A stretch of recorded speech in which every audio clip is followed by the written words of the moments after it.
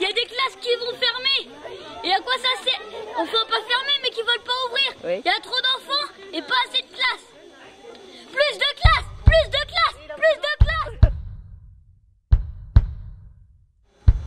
Ouvrez une classe, ouvrez une classe, ouvrez une classe, ouvrez une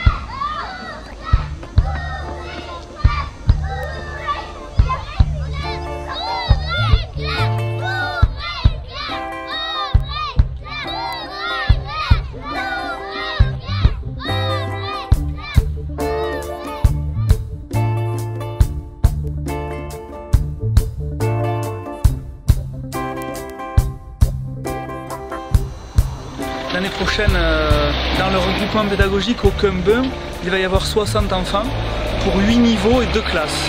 Nous avons demandé l'ouverture d'une classe supplémentaire et monsieur le directeur d'académie l'a refusé, après pourtant avoir dit dans la presse régionale qu'il avait laissé sous-entendre qu'il allait l'ouvrir, et puis au final il nous a un peu endormis et puis on se retrouve sans rien. Donc c'est pour ça qu'aujourd'hui nous sommes en colère, on le revendique avec toutes ces banderoles.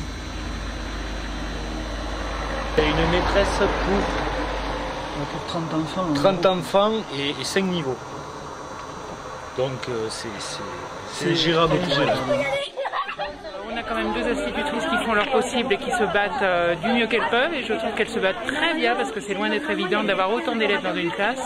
Et quand on voit ce qui se profile l'année prochaine avec des classes grande section et CP tout ensemble réunis en classe unique, je pense que vont être sacrifiées les petites et les moyennes sections.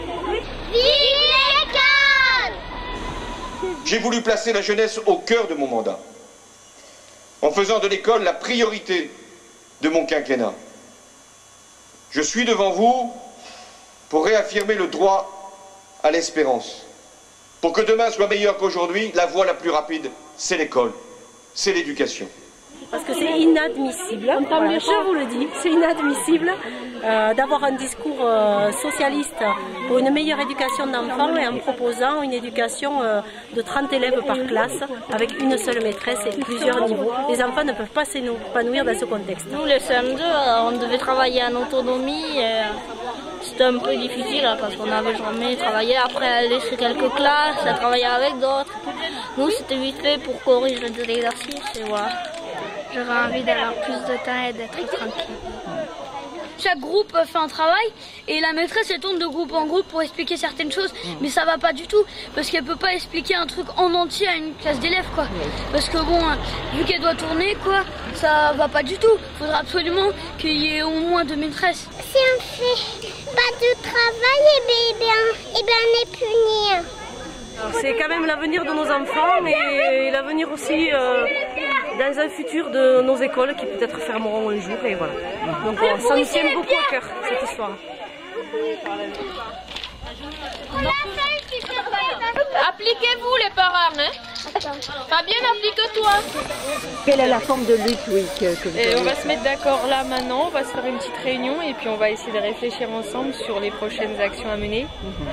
Tout est possible encore. On va essayer de mobiliser les autres communes pour qu'elles s'unifient à notre mouvement.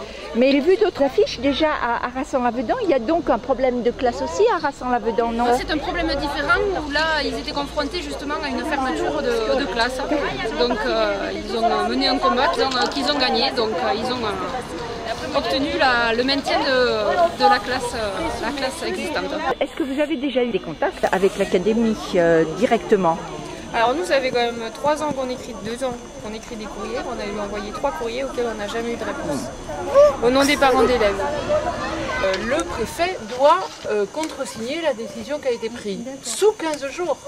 Donc avant qu'il contresigne déjà cette décision, parce que c'est au mois de juin qu'il y aura un recours, mais avant que cette décision soit signée, il faut peut-être justement agir avant qu'il signe. S'ils ouvrent une classe, ce serait génial. Comme ça, il y aurait CP-CE1 d'un côté et CE2-CM1 de l'autre. Ce serait parfait pour ici. Ouvrez une classe!